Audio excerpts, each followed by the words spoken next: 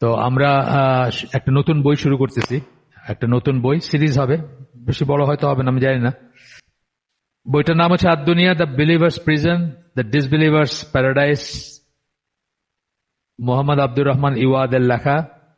বইটা দারুল তাকওয়া বলে একটা দোকান আছে ইউকেতে যারা থাকেন লন্ডনে, বেকার স্ট্রিট, এই দোকানতে আমি গেছি, একাধিকবার গেছি।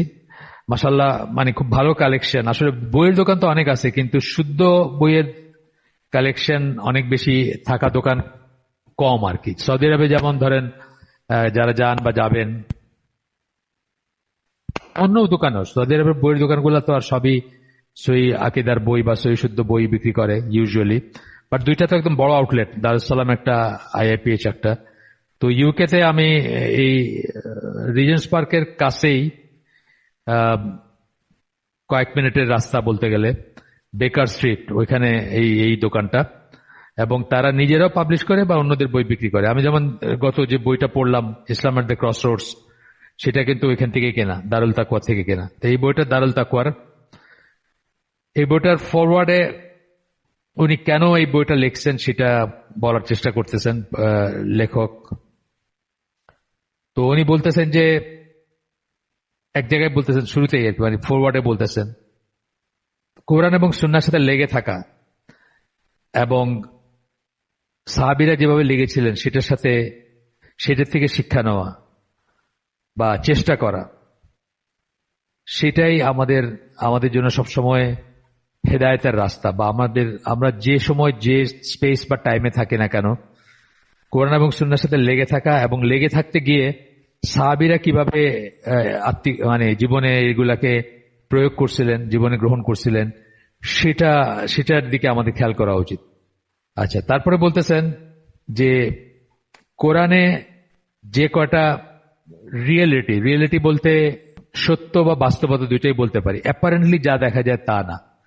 কোরআনে অনেক কথা আছে, অনেক ব্যাপারে আমাদেরকে বলছেন যে অ্যাপারেন্টলি যেটা দেখা যায় কোরআনে বা সুন্নাতে আসছে, অ্যাপারেন্টলি যা মনে হয়, যা দেখা যায়, সেটা না। রিয়েলিটি বলতে আসল সত্য যেটা, অন্তর্নিহিত সত্য যেটা, সেরকম বেশ কিছু জিনিসের ভিতর একটা হচ্ছে এই দুনিয়ার জীবনটা কেমন, এখান থেকে আমরা কতটুকু নিব, এটাকে কতটুকু ইম্পর্টেন্স দিব, এখানে কিভাবে বসবাস করব, কতটুকু ইন্ডালজেন্স থাকবে আমাদের, কতটুকু আসক্তি থাকবে, কতটুকু আমরা অ্যাবজর্ব থাকবো এই দুনিয়ার জীবনে।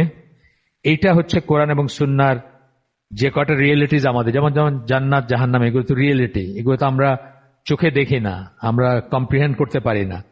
সেগুলা যেভাবে আল্লাহ ক্লিয়ার করছেন যে এরকম জান্নাত এরকম, জাহান্নাম এরকম, বারজাকের মৃত্যুর পরের জীবন এরকম, বা পুনরুত্থান এরকম, এগুলো তো রিয়েলিটি, কিন্তু এগুলো আমরা কম্প্রিহেন্ড করতে পারি না। একইভাবে দুনিয়ার জীবনটা সম্বন্ধে আল্লাহ অনেক কিছু রিভিল করছেন আমাদের কাছে, ওয়াহির মাধ্যমে আমাদের কাছে সত্যাসত্য তুলে ধরছেন, যেটা আমাদের কাছে অ্যাপারেন্টলি হয়তো মনে নাও হইতে পারে বা অ্যাপারেন্টলি আমরা রিয়েলাইজ নাও করতে পারি। এই কথাটা উনি বলতেছেন যে উনি এটা রিয়েলাইজ করছেন যে এটা খুব ইম্পর্টেন্ট একটা জিনিস। এই জীবনটা, এই জীবনের বাস্তবতা, দুনিয়ার এই জীবনের বাস্তবতাটা, বা এটা আসলে কেমন, এটাকে আমরা কিভাবে নিব, দুনিয়া থেকে কতটুকু নিব, কিভাবে বাঁচবো, কতটুকু দুনিয়ার পেছনে দৌড়াবো, ইত্যাদি ইত্যাদি। তারপরে বলতেছেন যে অনেক অনেক সময় ধরেই উনি এই ব্যাপারগুলো নিয়ে চিন্তা করছেন, বোঝার চেষ্টা করছেন এবং কমিউনিকেট করার চেষ্টা করছেন মানুষের সাথে এবং নিজের মুসলিম ভাইদের সাথে। আচ্ছা, তাদেরকে রিমাইন্ড করার চেষ্টা করছেন of these realities so that those of them for whom Allah wishes good remember them and may return to the correct path. যেন মানুষ রিয়েলাইজ করে দুনিয়ার জীবনটাকে আমাদের কিভাবে গ্রহণ করা উচিত, কিভাবে এনজয় করা উচিত, কিভাবে নেওয়া উচিত, কতটুকু এখান থেকে নেওয়া উচিত, এবং যেন তারা সঠিক পথে ফিরে আসে। এটা হচ্ছে ওনার উদ্দেশ্য। উনি ফরওয়ার্ডে বলতেছেন কেন উনি এই বইটা লিখতে গেছেন বা এটা নিয়ে কেন করছেন, কেন চিন্তা করছেন। তারপরে বলতেছেন যে যেগুলা তাকে, মানে আমাকে বলতে তাকে আর কি, যেগুলা তাকে এই ব্যাপারে চিন্তা করার বা লেখার অনুপ্রেরণা যোগাইছে, তার একটা হচ্ছে যে the excessive grid people have for this world. উনি যখন রিয়েলাইজ করেন বা দেখেন যে মানুষের খুব লোভ এই জাগতিক জীবনের জিনিসপত্র, লাক্সারি, বিলাসিতা, বা জীবনের যে দিকগুলা মানুষ এনজয় করতে চায় সেগুলা। Almost everyone is captivated by its beauty and desirous to find security and tranquility in it. Almost সবাই বলতেছেন, প্রত্যেকেই বা সবাই বলতেছেন এই দুনিয়ার সৌন্দর্য বিমোহিত, তারা বিমুগ্ধ এবং বিমোহিত, এবং তারা চান এই দুনিয়াতে সিকিউরিটি এবং ট্র্যাঙ্কুইলিটি, দুইটা জিনিস বললেন, সিকিউরিটি নিরাপত্তা, ট্র্যাঙ্কুইলিটি এবং প্রশান্তি চান। আমি যখন প্রথম নাইজেরিয়া গেলাম 1984 সালে, 84 বা ওটা না, তখন অলরেডি বোধহয় 85 হয়ে গেছে, না 84 সালে। তো তখন খেয়াল করলাম নাইজেরিয়া তো খুব করাপ্ট একটা দেশ, সাংঘাতিক করাপ্টেড, মানে আমাদের চেয়েও বেশি। তখন একটা হয়েছে ওখানে, আপনার মিলিটারি কু হয়েছে, সরকার চেঞ্জ হয়েছে, 30টার উপরে প্রাইভেট জেট ছিল, মানে অলিগার্ক যারা আমাদের দেশেই যেমন এখন জেট পর্যায়ে হয়তো যায় নাই, কিন্তু আমাদের আছে না, মানে ধরেন হয়তো 30টা বা 40টা মানুষের হাতে দেশের সব সম্পদ ছিল বা সম্পদ আছে, এরকম ব্যাপার। তো নাইজেরিয়াতে এরকম করাপ্ট যারা, আমাদের যাদের বড় বড় যেগুলোর নাম জানি আমরা, হাজার হাজার কোটি টাকার হিসাব, সেরকম ওদেরও এরকম ছিল। তো আপনার খেয়াল করলাম একটা জিনিস, তখন আমাদের দেশে এই সংস্কৃতি বা এইটা চালু হয় নাই, মানে আমাদের। তো যাই হোক, যেটা বললাম যে আমি তখন খেয়াল করলাম যে মানে বড় লোকদের বাড়িগুলা ল্যাগোসের অভিজাত পল্লীতে সব দুর্গের মতো, লট অফ স্টিল ওয়ার্ক, মানে গেটগুলা সব লোহার, মানে দুর্গ, যেটা বললাম দুর্গ আর কি। আজকাল কিন্তু আমাদের দেশে ঢাকায় দেখেন সেম জিনিস হয়ে গেছে। এটা কখন হয়? যখন মানুষ নিজে যা আর্ন করছে মনে করে যে সেটা অন্যের নাই এবং অন্যের তারটা কেড়ে নিবে, বা ডিসপ্রপোর্শনেট আর্নিং তার, তখন সে এইসব সিকিউরিটির চিন্তা করে। সে যখন মানুষের সাথে তার মানে ঐশ্বর্য বা সম্পদ শেয়ার করে না, ঠিকমতো জাকাত দেয় না, অথবা মানুষের সাথে মুআমালাতে শুদ্ধ না তার, তখনই সে ইনসিকিউর ফিল করে এবং সে সিকিউরিটির চিন্তা করে। সিকিউরিটির কোনো শেষ নাই কিন্তু। যেমন ধরেন একটু আরো বড় লোক যারা, মানে এখন মধ্যবিত্তের কথাই বলতেছি, মধ্যবিত্তের বাড়িতেই লৌহ কপাট, বিরাট বিরাট সব আপনার লোহার স্টিল ওয়ার্ক আর কি, লোহার দরজা, লোহার গেট ইত্যাদি ইত্যাদি। আর আরেকটু যারা, তারা তো সাথে সিকিউরিটি নিয়ে চলেন, তার সাথে বডিগার্ড থাকবে, গানম্যান থাকবে, অ্যান্ড সো অন। সিকিউরিটি একটা পার্ট, ট্র্যাঙ্কুইলিটি একটা part, as if it were an abode of permanent residence, যেন এটা চিরকাল এখানে থাকবে, চিরকাল থাকবে। ব্যাপারটা আসলে তাই, ব্যাক অফ মাইন্ড এটা থাকে যে আমার সম্পদ আমার, এটা আমার চিরকালের জন্য আমার, বা আমার ফ্যামিলির, বা আরো এটা বাড়বে, আরোই হবে। এখন বলতেছে in reality it is nothing but a passage way and a bridge to the next world. কিন্তু মুসলিমদের জন্য অথবা সবার জন্য, মুসলিমরা বিশ্বাস করে, অন্যরা বিশ্বাস করে না, কিন্তু সবার জন্য এটা কি, এই এইটা হচ্ছে, এই জীবনটা হচ্ছে একটা প্যাসেজ ওয়ে অথবা bridge to the next world. আগামী যে জীবন বা আগামী যে জগৎ, মৃত্যুর পরবর্তী, যেখান থেকে আমাদের মৃত্যুর সাথে সাথে আমাদের পরকাল শুরু হয়, সেই পরকালের জন্য এই জীবনটা হচ্ছে একটা ব্রিজ। আমরা বলি না ইন্না লিল্লাহি ওয়া ইন্না ইলাইহি রাজিউন, আমাদের জীবনের জার্নিটা হচ্ছে ফ্রম আল্লাহ টু আল্লাহ, এবং আমরা আল্লাহর কাছেই ফেরত যাব। আমরা আল্লাহর কাছে ছিলাম, সেখান থেকে এই জীবনে আসছি, টেম্পোরারি একটা লাইফ দেওয়া হয়েছে আমাদেরকে। এই যে বলছেন যেটা প্যাসেজ ওয়ে অথবা bridge to the next world, bridge মানে সেতু, আগামী পরবর্তী এসে। It is the abode to which Adam fell following his disobedience. বলছে আদম আলাইসাল্লাম এই জায়গাতে নেমে আসছিলেন, পড়ে গেছিলেন, পতিত হয়েছিলেন। সেন্সটা কিন্তু নেগেটিভ। যখন উনি আল্লাহর ডিসঅবে করছিলেন, আল্লাহর কমান্ড ডিসঅবে করছিলেন, তখন আল্লাহর কথা শোনেন নাই, বা আল্লাহর কথা মানে লঙ্ঘন করছিলেন, আল্লাহর আদেশ লঙ্ঘন করছিলেন, সেই জন্য তাকে কিন্তু একটা নেগেটিভ একটা সেন্স আছে, তাকে এখানে পাঠায় দেওয়া হয়েছে। ফেল ফলোইং হিজ ডিসঅবিডিয়েন্স বলছেন, পতিত হয়েছে যেটাকে আমরা বলি। এখানে সূরা বাকারার 36 নম্বর আয়াত কোট করতেছেন, we said descend from it even one of descend from it every one of you, তোমাদের প্রত্যেকে নেমে যাও। নেমে যাও মানে কোথায় নেমে যাবে? পৃথিবীতে নেমে যাও। then when guidance comes to you from me, তারপরে যখন আমার কাছ থেকে তোমাদের কাছে হেদায়েত আসবে, all those who follow my guidance will feel no fear, will know no sorrow, যারা আমার হেদায়েতই করবে, অনুসরণ করবে, তাদের কোনো ভয় নাই এবং তাদের কোনো দুঃখ নেই। বাট পতিত আমরা, আদম পতিত এবং আদমের সাথে সাথে আমরাও পতিত। এটা একটা বোঝের ব্যাপার আছে যে এই জায়গাটা একটা নিকৃষ্ট জায়গা উইথ রেসপেক্ট টু জান্নাত অথবা উইথ রেসপেক্ট টু যেখানে তারা ছিলেন, এটা একটা বুঝ। তারপরে সূরা বাকারার 35 নম্বর আয়াতে আল্লাহ বলতেছেন যে এই জায়গাটা হচ্ছে একটা কনফ্লিক্টের জায়গা, সংঘাতের জায়গা। এখানে আমাদের জীবনটা স্মুথ হবে না, এখানে ফিতনা থাকবে, এখানে টেস্ট থাকবে, এখানে সংঘাত থাকবে। তো এখানে তারপর বলতেছেন সূরা বাকারার 35 নম্বর আয়াতে বলতেছেন, we said descend as one another's enemies, একে অপরের শত্রু হিসাবে নেমে যাও। এটা অবশ্য মানুষ এবং জিনের কথা বলা হচ্ছে বা মানুষ এবং শয়তানের কথা বলা হচ্ছে। You shall have residence on earth and enjoyment for a time, একটা সময়ের জন্য তোমাদের বাসস্থান হবে পৃথিবী এবং একটা সময়ের জন্য তোমাদের বাসস্থান হবে পৃথিবী এবং একটা সময়ের জন্য তোমরা এখানে এনজয় করবা, লাইফ এনজয় করবে। সেন্সটা এটা, একটা সময়ের জন্য তোমরা লাইফ এনজয় করবে। তারপরে বলতেছেন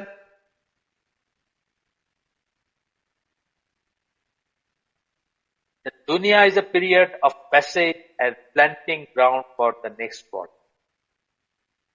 দুনিয়াটা হচ্ছে কি একটা ট্রানজিয়েন্ট বলি না আমরা, ট্রানজিশনাল সময় এবং প্ল্যান্টিং গ্রাউন্ড। প্ল্যান্টিং গ্রাউন্ড কেন বলতেছেন?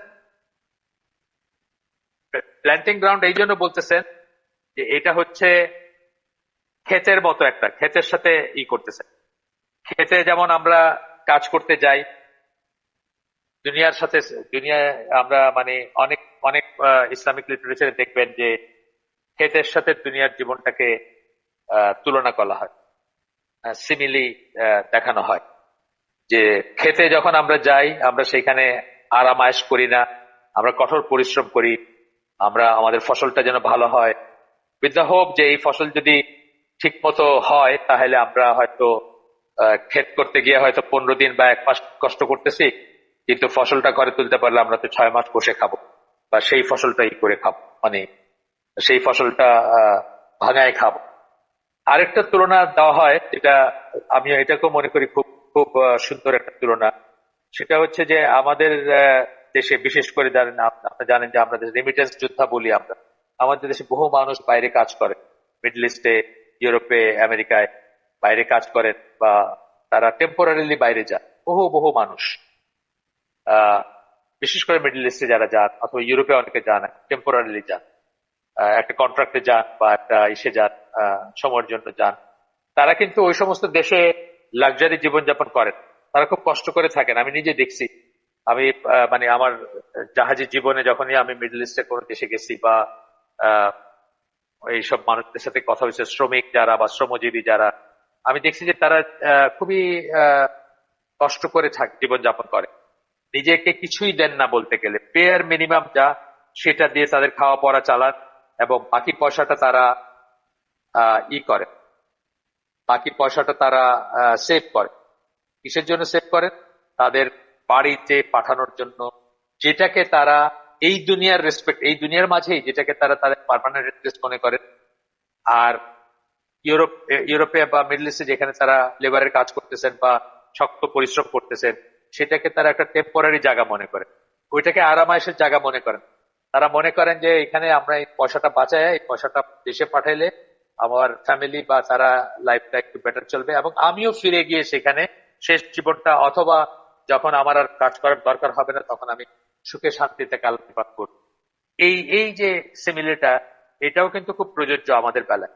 বিকজ আমরা ওই দুনিয়াতে অ্যাকচুয়ালি কি চাই, যে আখেরাতের জন্য রেমিটেন্স পাঠাইতে চাই, দুনিয়াতে আর্ন করতে চাই এবং আখেরাতের জন্য রেমিটেন্স পাঠাতে চাই, যেন আমরা সেখানে গিয়ে ইটার্নাল টাইম, যেটা যার কোনো শেষ নাই, যেখানে মৃত্যু নাই, সেই জায়গাটায় যেন আমরা শান্তিতে বা জান্নাতে সুন্দরভাবে বসবাস করতে পারি, বা শাস্তি থেকে আল্লাহ মুক্ত থাকতে পারি।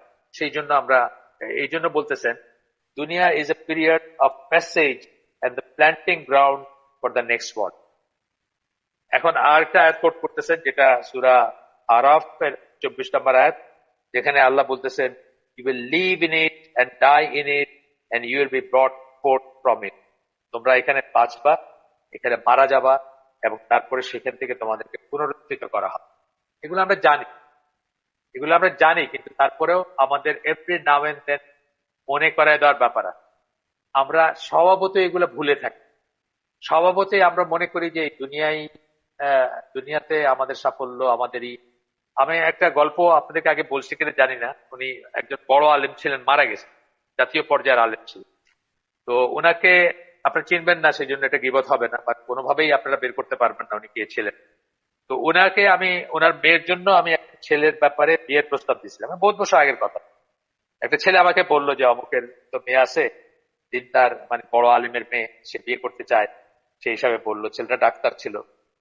তো আমি ওনাকে করলাম, ওনাকে মানে ওনার মেয়ের কথা জিজ্ঞেস করলাম বা প্রপোজ করলাম। উনি বলেন, না না, আমার মেয়ে এখন পড়বে। মানে উনি মেয়ের সাথে কথা বললেন, বলে আমাকে জানালেন যে মেয়ে এখন পড়াশোনা করবে, এখন বিয়ে শাদী করবে। আমি বললাম ফাইন, তোর কিছু বলার নেই, পড়াশোনা করবে, ঠিক আছে। তারপরে মাস ছয়েক পরে সম্ভবত উনি আমাকে ফোন করলেন, ফোন করে বললেন যে তখন বলছিলেন আপনি, আমার মেয়ে তো বলছিল যে আর পড়াশোনা করবে, এখন বিয়ে করবে না, তো ফাইনালি সে মনস্থির করছে যে এখন বিয়ে করবে বা করতে পারে, তো আমার জন্য একটা ভালো ছেলে দিন। আমি বললাম কিরকম ছেলে চান বলেন।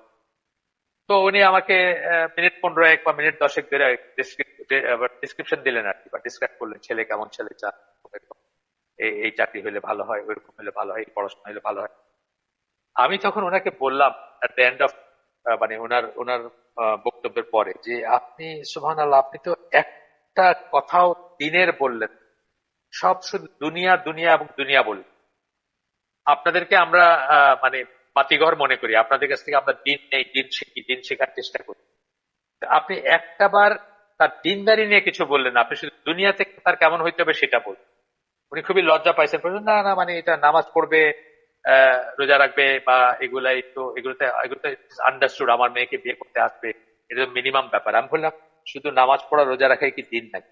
তো এইটা বলতেছি যে মানে ওনাকে আমি দোষ দিচ্ছি না, আমাদের মাইন্ডসেটটা এরকম, যে আমাদের মাথায় এইগুলাই আসে। এখনো দেখবেন আপনি যে আমাদের মাথায় এইগুলাই আসে। আমরা যখন এখন আমাদের ছেলের জন্য বা আমাদের মেয়ের জন্য যদি একটা স্পাউস দেখতে যাই, আমাদের মাথায় কিন্তু প্রথমেই এটা আসে, এটা দুনিয়াটা কেমন। ধরেন মেয়ের বাপের ঢাকায় বাড়ি আছে, মেয়ের বাপের বাড়ি থাকলে ছেলের কি বলেন তো, কি আসে যায়? ছেলের কিছু আছে এখানে? ছেলের কিছু নাই, আসলে তো ছেলের কিছু নাই, মেয়ের বাপের বাড়ি আছে কি? কিন্তু দেখবেন এই প্রশ্নটা করবে, ওরা কি ঢাকায় থাকে? আচ্ছা, ঢাকায় থাকলে একটা পজিটিভ জিনিস হলো, তারপরে আবার বাড়ি আছে কিনা, বাড়ি থাকলে আরো পজিটিভ হলো। মানে দুনিয়া দুনিয়া এবং দুনিয়া, আমরা যে কোনোকে বিচার করি কিন্তু দুনিয়া দিয়ে, স্যার দিনদারি দিয়ে বিচার করতে আমি খুব কম দেখছি। যাই হোক, এরপরে আমরা আগে একটু, তারপরে বলতেছেন যে এইটা তো কোনো পার্মানেন্ট জায়গা না, পৃথিবীর কথা বলতেছে, এটা testing, decay, fall and conflict. এটা বলেন টেস্টিং, পরীক্ষা, ডিকে, ক্ষয় হবে। Everything that has got set must wither. যা কিছুর রস আছে তা একদিন শুকায় যায়। যা হাজ্জাজ বিন ইউসুফের বাণী, উনি বলছিলেন, উনি একবার মৃত্যুসজ্জায় ছিলেন, তখন বলছিলেন এই কথা। মানে এটা একটা বড় সেন্টেন্স বা বড় একটা মেসেজ। তার প্রথম লাইনটা ছিল এটা, everything that has goat sap must wither. যা কিছুর রস আছে সেটা শুকাবে একদিন, পাত্র শুকায় যাবে। এই কথাই উনি বলতেছেন আরেকভাবে, এই ভদ্রলোক, যে টেস্টিং, এটা পরীক্ষার জায়গার দিকে, মানে ক্ষয় হওয়ার জায়গা। যা কিছু আছে, এমনকি মানে মহাবিশ্ব ক্ষয় হয়ে যাচ্ছে, মহাবিশ্বের এনার্জি ক্ষয় হয়ে যাচ্ছে, যা কিছু আছে সব সব এইজিং, সব দিকে, সব ডিপ্লিট করে যাবে, সব ডিপ্লিট করে যাচ্ছে। ফল এন্ড কনফ্লিক্ট, এবং অবনতির জায়গা এবং কনফ্লিক্টের জায়গা। কনফ্লিক্ট মানে আহ, আহ, বচসার জায়গা, ঝগড়াঝাটির জায়গা, বিরোধিতার জায়গা। So how is it that we have forgotten it's reality? প্রশ্ন করতেছে। তাহলে আমরা এটা রিয়েলিটিটা কেন মিস করি, দেখি না কেন? দেখি না কেন যে আমরা এটার জন্য মানে পার্মানেন্ট প্ল্যান করি, এমন একটা জায়গার জন্য পার্মানেন্ট প্ল্যান করি যেখানে আমরা থাকবো না। আমরা কালেক্ট করি এবং স্টোর আপ করি, আমরা সম্পদের পাহাড় গড়ি, অথচ এটা ডিসঅ্যাপিয়ার করে যাবে। এটা আমি ওর আসলে একটু খেয়াল করলে যা কিছু আমি খাইলাম, যা কিছু আমি পড়লাম, তার বাইরে আমি যা জমা করে গেলাম সেটা কিন্তু আমার না, অন্য ভোগ করবে। কে ভোগ করবে আমি জানিও না, কে ভোগ করবে ডিপেন্ড করে আল্লাহ কার জন্য রাখছে। মানে আমি অন্যের জন্য কিন্তু রাত দিন কষ্ট করে মরে যাচ্ছি। আমি হয়তো ভালো করে সালাদটা আদায় করি নাই, আমি জামাতে নামাজ পড়ি নাই, আমি দান দক্ষিণা করি নাই, আমি এমনকি নিজের জীবনকেও ভালো করে, অনেক মানুষ আছে নিজের লাইফটাও এনজয় করে না, জমাইতে থাকে শুধু। At the end of day সে যখন মানে মারা যায় অথবা চোখ বুজে, তখন দেখা যায় যে অন্য কেউ এটাই করতেছে। এই যে তত্ত্বাবধায়ক সরকার যখন ছিল 2007-এর পরে, তখন কুরবানি হোটেলের মালিকের ছেলে জয়নাল, আমার নামটা মনে আছে এখন, তো তার নিয়ে অনেক কথাবার্তা উঠছিল। যে তার অনেক আহ, আছে, সাইড লাইনে অনেক গার্লফ্রেন্ড আছে। একটা গার্লফ্রেন্ডের ব্লিচ করার জন্য, চামড়া ফর্সা করার জন্য 70 লক্ষ টাকা খরচ করছে সে।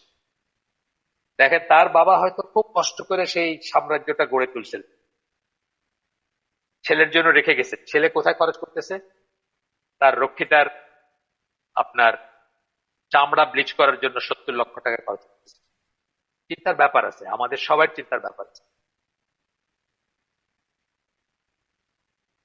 এরপরে বলতেছেন, how is it that we prefer the transient to the permanent? কি করে হয় যে যেটা ট্রানজিয়েন্ট, যেটা চলে যাচ্ছে, যেটা ক্ষণিকের মানে ক্ষণিকের ব্যাপার, সেটাকে আমরা প্রেফার করি কিভাবে পার্মানেন্ট যেটা সেটার উপর। পার্মানেন্ট মানে আখেরাতের অনন্ত জীবন, সেটার উপরে আমরা কিভাবে এটাকে প্রেফার করি। We have forgotten that Quran reproaches the people whom Allah destroyed when they held fast to the transient and abandoned the life of endless timelessness, and as a result become tyrannical, violent and oppressive. আমরা ভুলে যাই যে কোরআনে আল্লাহ তাদেরকে তিরস্কার করে, তাদেরকে তাদের সম্বন্ধে বলেন আমাদেরকে, তাদের মানে তাদের তাদের নিন্দা করেন, যাদেরকে আল্লাহ ধ্বংস করে দিয়েছেন যখন তারা এই ট্রানজিয়েন্টকে ধরেছিল। ট্রানজিয়েন্ট মানে যেটা চলে যাচ্ছে, বহমান বা যেটা যেটা চলমান, যেটা চলে যাচ্ছে, এটাকে যখন তারা আঁকড়ায় ধরতে চাইছে, and abandon the life of endless timelessness, এবং আখেরাতকে পরিত্যাগ করছে, আখেরাতের চিন্তা পরিত্যাগ করছে, and as a result became tyrannical, এবং তারপরে তারা কি হয়েছে? অত্যাচারী হয়ে গেছে, violent and oppressive। শুধু অত্যাচারী হয়েছে তা না, ভায়োলেন্টও হয়েছে এবং অপ্রেসিভও হয়েছে। এ আমাদের দেশেই দেখেন, যারা যারা হাজার হাজার কোটি টাকা ই করছে, এই যে আজকে দেখতেছেন এই বেনজিরের নাম আসতেছে, তারপরে আপনার এই সালমান এফ রহমানের নাম আসতেছে, সাইদুজ্জামানই তো বোধহয় ওনার নাম, এই যে ইসের আখতারুজ্জামান বাবুর ছেলে, চিটং এর ভূমি মন্ত্রী ছিল বোধহয়, তার নাম আসতেছে। তারা যখন যখন তারা সম্পদ মানে এই দুনিয়াতে সবকিছু করার জন্য যখন সম্পদ আহরণ করেন, সম্পদের পাহাড় গড়েন, তখন তারা কি হন? অত্যাচারী হন, ভায়োলেন্ট হন, হ্যাঁ, এবং অপ্রেসিভ হন। কিন্তু একই একই টিরানিক্যাল, ভায়োলেন্ট, অপ্রেসিভ কাছাকাছি। ভায়োলেন্ট মানে হচ্ছে মানে খুব পারমুখী, যেটাকে আমরা পারমুখী হন। হ্যাঁ, তারপরে সূরা শুআরা 128, 29, 30, 31 এই কটা আয়াত কোট করতেছেন, বলতেছেন, do you build a tower on every headland just to amuse yourself tower বানানো, উঁচু উঁচু বিল্ডিং বানানো, নিজেকে একটা প্রশান্তি দেওয়ার জন্য, নিজেকে একটা আনন্দ দেওয়ার জন্য, ঢেকুর তোলার জন্য, তৃপ্তির ঢেকুর তোলার জন্য। মুসলমানরা কখনোই বিল্ডিং নিয়ে গর্ববোধ করার কথা না, বিল্ডিং বানানোর কথা না। আল্লাহ সাল্লামের হাদিস আছে যেখানে উনি বলছেন যে মুসলিম উম্মার সবচেয়ে বাজে খরচ হবে, মানে আমি সামারিটা বলতেছি, বিল্ডিং এর পেছনে যে পয়সাগুলো তারা খরচ করে। এখন দেখেন, আমরা কেএলসিসি টুইন টাওয়ার যেটা আপনার কুয়ালালামপুরে, এটা নিয়ে কিন্তু মালয়েশিয়ানরা গর্ব করে, তাই না? আমাদের অনেক এমনি মালয়েশিয়া ছাড়াও অন্যান্য মুসলমানরাও গর্ব করে যে আমাদেরও টুইন টাওয়ার আছে, আমাদের কি সুন্দর দুটাই। বুর্জ খলিফা বা এই ধরনের যেগুলো এখন আপনার ইসে আছে, কি বলে, দুবাইতে বা মিডল ইস্টে আছে, আহ এমিরাটসে আছে, বা আরো অন্যান্য জায়গায় হচ্ছে বা হবে। আমরা কিন্তু উঁচু উঁচু বিল্ডিং এর গর্ব করি। এই কথাটা কিন্তু আল্লাহ এখানে বলতেছে। এটা হুদ আলাহিসাল্লামের কওমের প্রসঙ্গে আয়াতগুলো নাজিল হয়েছে, সেখানে বলতেছে যে এই টাওয়ার এবং এইগুলো নিয়ে তোমরা জাস্ট অ্যামিউজ ইউর সেলফ, নিজেকে মানে একটা তৃপ্তি বোধ করো যে বাহ, আমি কত টাওয়ার বানাইছি, কত উঁচু টাওয়ার বানাইছি। এটা কিন্তু হওয়ার কথা ছিল না। সালামা রাসূল সাল্লাল্লাহু আলাইহি সাল্লামকে চাইছিলেন যে আরেকটা রুম বাড়াই দিতে, এক রুমের বাসা ছিল, যে আরেকটা রুম বাড়াই দিছে, কিচেনের দিকটা আলাদা করবেন, আলাদা ব্যবস্থা করে দিতে, যেন মানে ওই বাইরের থেকে ভিতরে দেখা না যায় বা এরকম কিছু একটার জন্য। বাইরে প্রথমে যে কেউ যদি দরজায় আসে বা বাইরে যেন না দেখতে পারে যে ভিতরে কিচেনটা বা ওইরকম জায়গা, আলাদা স্পেস চাইছিলেন। তখন আল্লাহ রসুল এই কথাগুলো বলছিলেন যে মুসলিম উম্মার বা মুসলিমদের সবচেয়ে বাজে খরচ হবে বিল্ডিং এর পেছনে যে পয়সাগুলো খরচ হবে সেগুলা। তো যাই হোক, এরপরে বলতেছেন and construct great fortresses, বড় বড় দুর্গ কনস্ট্রাক্ট করো তোমরা। দুর্গ বলতে একটা তো হচ্ছে যে যুদ্ধের প্রয়োজনে দুর্গ, সেটা আলাদা জিনিস, কিন্তু নিজের বাড়িগুলো, এই যে বললাম নাইজেরিয়ার কথা বললাম, এখন বাংলাদেশের বড় লোকদের বাসাগুলো সব দুর্গ হয়ে গেছে না। আপনি ওই লৌহ কপাটের ভিতরে যাইতে হলে আপনাকে কত প্রশ্নের উত্তর দিয়ে যাইতে হবে। সো মাচ সো দ্যাট গরিব আত্মীয় স্বজন অনেক সময় একবার এসে তবা করে যে আর আসবো না, এত প্রশ্নের সম্মুখীন হইতে আর আসবো না। Hoping to live forever, তোমরা মানে সূরা শুআরা 26 নম্বর সূরা 128, 29, 30, 31 নম্বর আয়াত পড়তেছি আমরা। তোমরা মনে করতেছো বা আশা করতেছো যে তোমরা চিরতরে থাকবে। and when you seize as tyrants do, তোমরা যখন কাউকে সিজ করা মানে কাউকে ধরো বা কারো বিচার করো বা কাউকে কোনো কিছুর জন্য পাকড়াও করো, তখন তোমরা এমন ভাবে করো যেভাবে টাইরেন্টস, যারা মানে যারা অত্যাচারী, যারা নির্যাতনকারী, তারা যেভাবে করে সেরকম করো। সো ফিয়ার আল্লাহ, আল্লাহকে ভয় করো, এন্ড ওবে মি। এই মি হচ্ছে হুদ আলাইহিস সালাম। আপনারা দেখবেন এটা যদি দেখেন, আপনার এর আগের আয়াতগুলো দেখতে হবে, 128-এর আগের আয়াতগুলো দেখতে হবে, তাহলে বুঝবেন যে এটা হুদ আলাইহিস সালামের কণ্ঠে আল্লাহ কথাগুলো বলতেছেন, তার কণ্ঠে বলাচ্ছেন এবং বলতেছেন যে আমাকে আমার আনুগত্য করো, আল্লাহকে ভয় করো এবং আমার আনুগত্য করো। আচ্ছা, গেল। এরপরে দুনিয়া শব্দটা নিয়ে বলতেছেন। দুনিয়া শব্দটা আসছে অ্যারাবিক লো বা নিচু, এই সেন্স, নিচু বা একদম নিম্ন শ্রেণীর, এই কথা থেকে আসছে, এইরকম টার্ম থেকে আসছে। এখানে দুনিয়া ডেরাইভড হয়েছে দানা। দানা মানে একটা বার্ড হিসাবে যদি দেখি আমরা, টু বি লো, নিচু হওয়া, টু বি লো, নিচু হওয়া। আরেকভাবে বলতেছেন, আরেকটা আছে, দুনিয়া is the feminine form of আদনা। আদনার স্ত্রীলিঙ্গ হচ্ছে দুনিয়া, which means lower। তাহলে দুনিয়া শব্দটার ভিতরেই একটা লোলি জিনিস, নিম্ন শ্রেণীর ব্যাপার, নিচু একটা জিনিস, এই সেন্সটা আসে, এটা বলতেছে। এবং কোরআনের কথা, যেমন কোরআনের কথা আল্লাহ বলছেন কি নাজিল করছেন। আল্লাহ নাজিল করা মানে সেন্ডিং ডাউন, কিছু নিচে পাঠানো।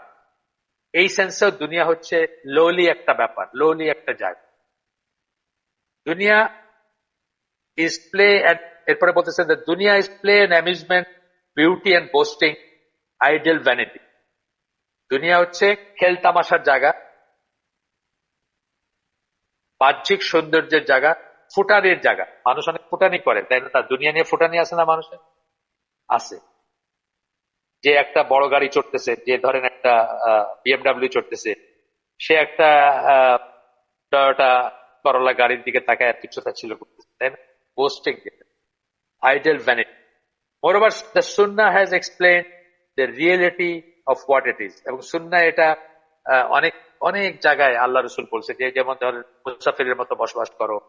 দুনিয়া নিয়ে অনেক কথা আমরা দেখবো, এই পুরা বইতে অনেক অনেক হাদিস পড়বো আমরা, অনেক কোরআনের আয়াত পড়বো, যেখানে আমরা দেখবো যে রিয়েলিটি অফ দুনিয়ার রিয়েলিটি রাসূল সাল্লাল্লাহু আলাইহি ওয়াসাল্লাম কি করছেন এখানে।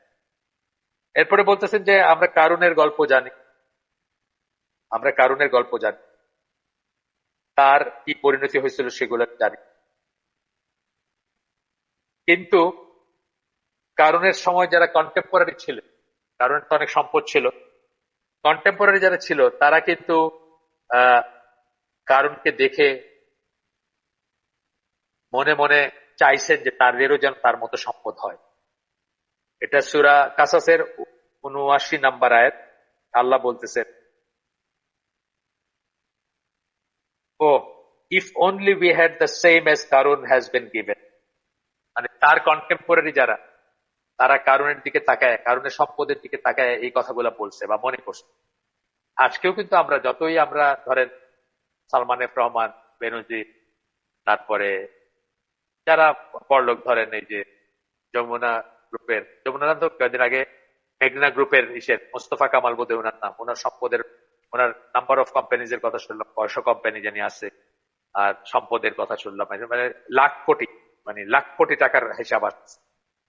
তো এদের দেখে নিশ্চয়ই আমাদের মনে বা আমাদের মতো কমন যারা ম্যাঙ্গো পিপুল যারা, তাদের মনে হয়তো এই জিনিসটা আসতেই পারে যে ইস, আমার যদি এরকম থাকতো, এই ব্যাপারগুলো যদি আমার হতো বা আমার থাকতো।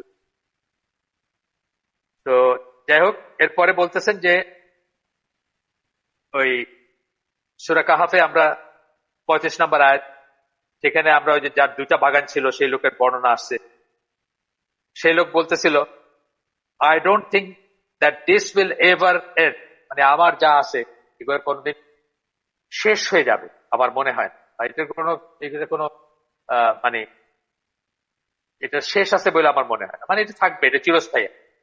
I do not think the hour will ever come. আমার মনে হয় না যে কিয়ামত কখনো আসবে। But if I should be sent back to my lord, কিন্তু যদি আমাকে আমার প্রভুর কাছে মানে আল্লাহর কাছে পাঠানো হয়, I will definitely gate something better in return. আমি সেখানেও ভালো কিছু পাবো। এগুলা মানুষের মানে আত্মতৃপ্তির কথা, হাওয়ার কথা, ডিজায়ারের কথা, মন গড়া কথা। সূরা কাহাফের ৩৫ নম্বর আয়াতে যে ২ বাগানের এক, তারপরে সে তার বাগান ধ্বংস হয়ে গেল পরে। এরপরে আরেকটা সূরা কালাম, সেখানেও এরকম ইসের কথা আসছে, আপনার ফার্ম এর কথা, বাগানের কথা আসছে বা ক্ষেতের কথা আসছে, যেখানে বলতেছেন যে রাতারাতি আর রাতারাতি তারা দেখছেন যে তাদের সব শেষ হয়ে গেছে। রাতারাতি দেখছেন যে তাদের সব পুড়ে গেছে। তো বর্ণনাটা আমি পড়ি আপনাদের জন্য। সূরা কালাম ৬৮ নম্বর সূরা,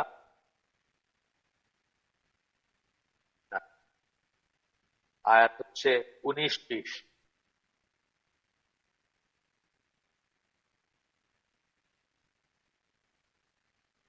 এখানে একটু আগের থেকে পড়ি, আমরা ১৭ থেকে পড়ি। Indeed, we have tried them as we tried the companions of the garden when they sought to cut its fruit in the early morning. একটা বাগান, তার ফ্রুট গুলাকে তারা হারভেস্ট মানে ফ্রুট গুলা উঠাবেন, প্লাক করবেন বা উঠাবেন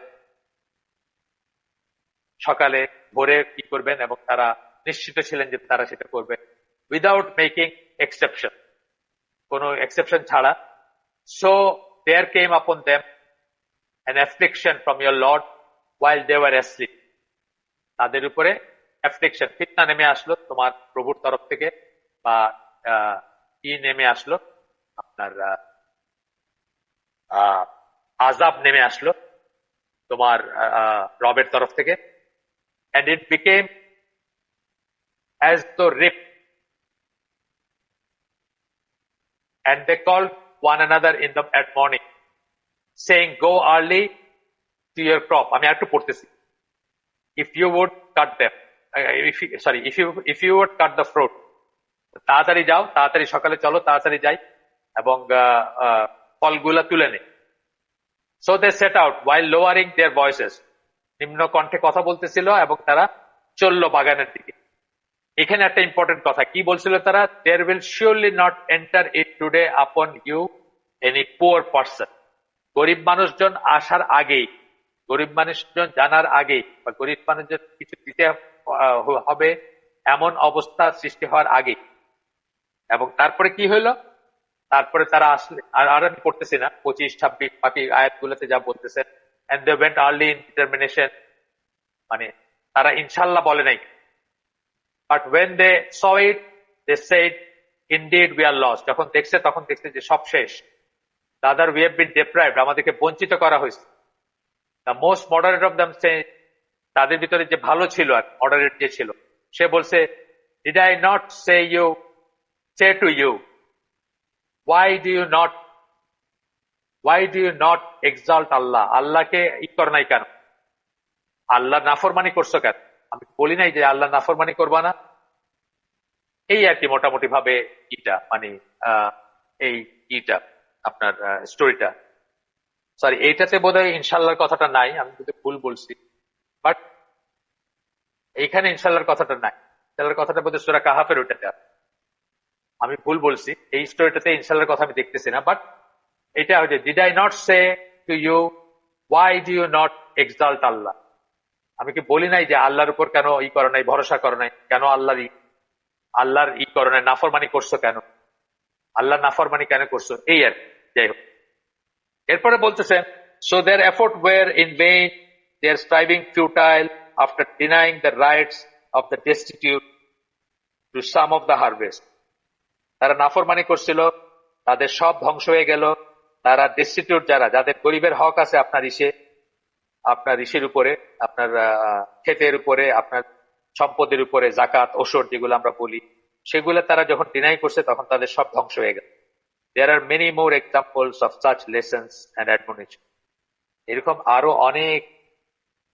আরো অনেকই আছে, আপনার কি বলে, অনেক এক্সাম্পল আছে যেগুলো আমরা দিতে পারি। যে মানুষ যখন দুনিয়াতে কনফিডেন্ট হয়ে গেছে খুব বেশি, নিজের মনে করছে সবকিছুকে আমার যেটা আমি যেভাবে ইচ্ছা সেভাবে সেটা ব্যবহার করব, সেইভাবে এনজয় করব, গরিবদের কথা মনে রাখে নাই, জাকাতের কথা মনে রাখে নাই, আল্লাহ ফ্যাক্টরটাকে কি করে নাই, আল্লাহ ফ্যাক্টরটাকে আপনার পাত্তা দেয় নাই, কালকের কথা বলতে গিয়ে ইনশাল্লাহ বলে নাই। The essential thing is that the dunya is not a real abode for the believer. Rather, it is a seedbed. এই এসেনশিয়াল মানে জরুরি বিষয় হচ্ছে দুনিয়াটা আমাদের জন্য সত্যিকার বাসস্থান না, বরং একটা ক্ষেত। সিডবেড বলছেন না? It has been said that the dunya is like a market which is established and then closed down after some have made profit and some have made loss. দুনিয়াটা হচ্ছে একটা মার্কেটের মতো, একটা বাজারের মতো, যেটা থাকে বা যেটাকে এস্টাবলিশ করা হয়েছে, কিন্তু একসময় বাজার বন্ধ হয়ে যায়, বেচাকেনি শেষে বাজার বন্ধ হয়ে যায়, কেউ লাভ করে কেউ লস করে, এরপরে বন্ধ হয়ে যায়। So it is not a good idea for the believer to abandon something which concerns his life in the next world for the sake of his dunya. সুতরাং একজন বিশ্বাসীর জন্য এটা সঠিক না যে সে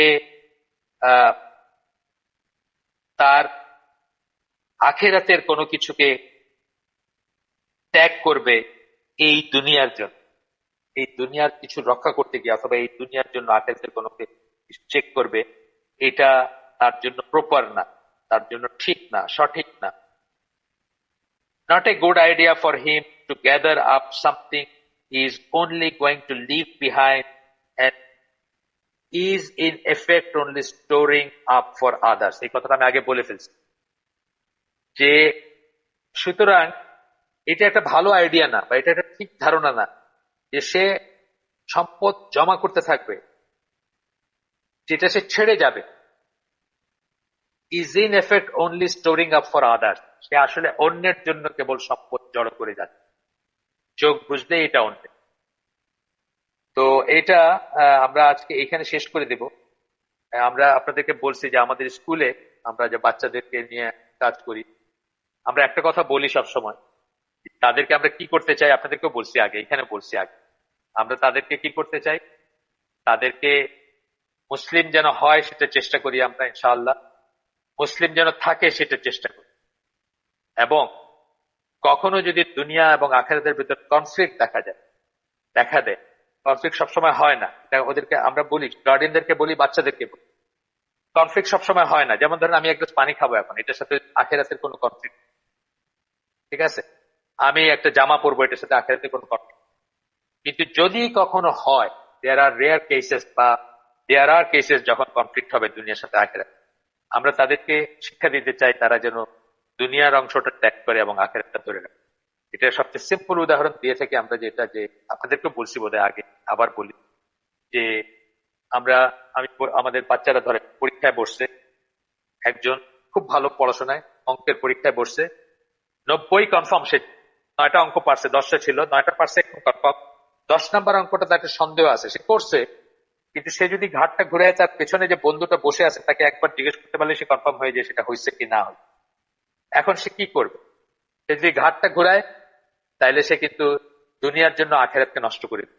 সে চিট করলো, সে কবিরা গুনাহ করলো, কি করতে গিয়ে করলো? দুনিয়াটা রক্ষা করতে গিয়ে। সে ফার্স্ট হয়তো দুনিয়ার ব্যাপার, বা 100তে 100 পাওয়া দুনিয়ার ব্যাপার। আর যদি সেটা মনে করে যে আল্লাহ তাকে দেখতেছেন, আল্লাহর অপছন্দনীয় কাজ চিট করা বা ধোকা দেওয়া বা নকল করা, সে পারুক বা না পারুক সে কাউকে জিজ্ঞেস করবে না, তাইলে কি করলো? সে দুনিয়াটা ছেড়ে দিল, আখেরাতটাকে ধরে রাখ। খুব সিম্পল জিনিসের ভিতরে এটা আসে। আমরা বড় বড় জিনিসে আমরা বড় বড় যারা আমরা গ্রোন আপ যারা, তারা আমাদের জীবনে প্রতিনিয়ত দেখবেন যে এই ধরনের, যদিও সব ব্যাপারে আসে, কিন্তু প্রতিনিয়ত কোনো না কোনো ব্যাপারে আমাদের আসে যে we have to make a choice, আমরা কোনটা রাখবো, দুনিয়া রাখবো নাকি আখেরাত রাখবো।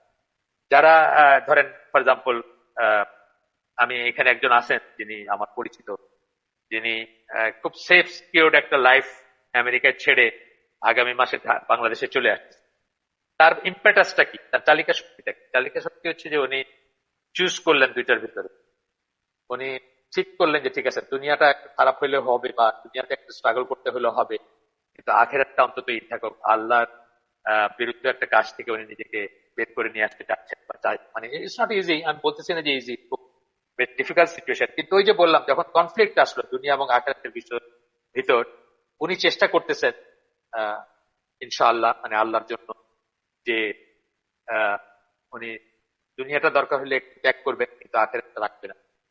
আমরা আমাদের আয়োজন আজকে শেষ করে দিব। সুবহানাকা আল্লাহুম্মা বিহামদিকা আশহাদু আল্লা ইলাহা ইল্লা আনতা আস্তাগফিরুকা ওয়া আতুবু ইলাইক। আমরা যে শুনলাম তার ভিতরে ভালো কিছু শুনে থাকতে সমস্ত প্রশংসা আল্লাহর, আলহামদুলিল্লাহ। খারাপ কিছু শুনে থাকতে সমস্ত ব্যর্থতা আমার এবং সেটা শয়তানের তরফ থেকে। আল্লাহ আমাদের তৌফিক দেন, যা ভালো শুনলাম তার উপর আমল করার। আসসালামু আলাইকুম ওয়া রাহমাতুল্লাহি ওয়া বারাকাতুহু।